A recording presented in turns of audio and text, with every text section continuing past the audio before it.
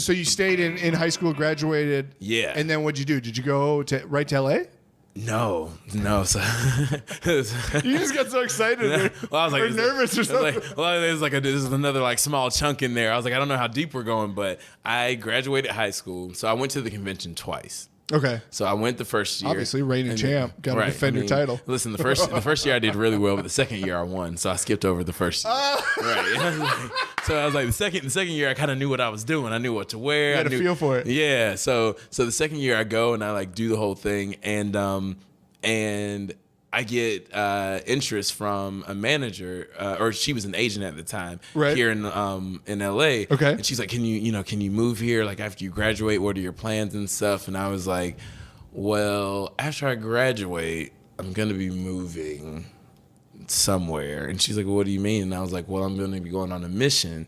She was like, well, what is that? And I was like, well, I'm going on a mission for my church for 2 years. And she was like, oh, where? And I was like, I don't know. She was like, what do you mean you don't know? And I was like, I don't know. They're just going to tell me. And so I ended up moving to West Africa. Wait, so what church are you part of? I grew up Mormon. Yeah. You're an elder like me. I'm not a Mormon elder, but I'm an elder. Oh, you are? Because Mike Elder. Hey. Okay, I feel that. Elder. That's right. So I was Elder White for about. Is there a lot of Mormons in North Carolina? Enough.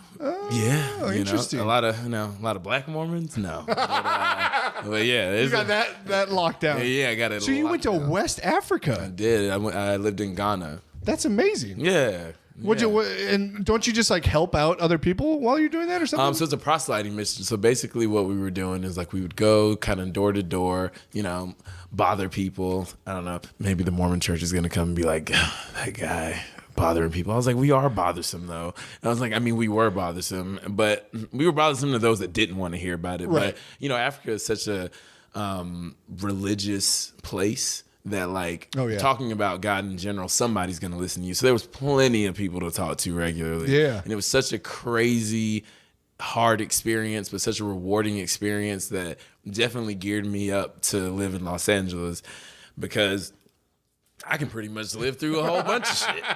What sort of things are you talking about? What happened? I have washed my clothes by hand for almost 2 years. Oh, wow. The power was going out multiple times a day, different days a week. The food was different. Riding a bike everywhere on dirt roads, and, having your bike tire pop, but then you're going to this kind of like shack place to get it fixed, and hoping that works out.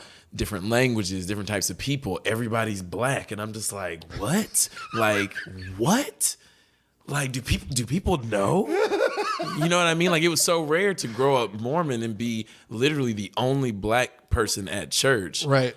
But to then go to another place and have that exact same church format, but then the white boys and girls that were there were like, they were the people that everybody was like, oh, there's a white person here. Yeah. You know what I mean? It was like, usually I'm like, and so that for the first couple of months, that felt really like weird and comforting at the same time. Because I'm used to kind of being like standing out simply because of like what color I am. Right. But this is an opportunity for me to not stand out and to feel what it feels like to truly blend in. Yeah. And so it was wild. I bet. Wild, man. Yeah. How many people did you travel with, or was it a group? Just go by yourself. Wait, you were there by yourself? You like roll up by yourself, but it's like you're rolling up to meet like dozens of other people.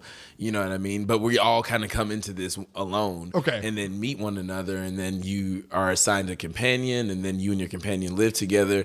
You sleep in the same room, and you have to be in sight and sound of each other at all times.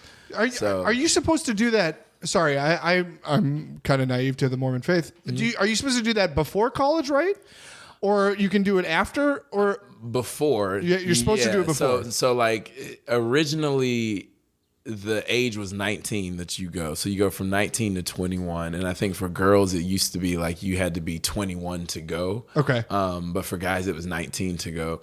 Now I think everybody can be 18. Okay. Because realistically, like I don't understand why it was 19 to begin with, because then you have that period from graduating high school to go on the mission. It was like all these months, close to a year for some people. And then you go to school, but then you only do a year. And then like you're kind of tempted to stay at school because you've already gotten settled there. But then you want to go and do this mission. So I think it cut down on the being problematic by having people go Absolutely. to 18. Yeah. Okay, so you're there 2 years. Yeah. Same general area, same country.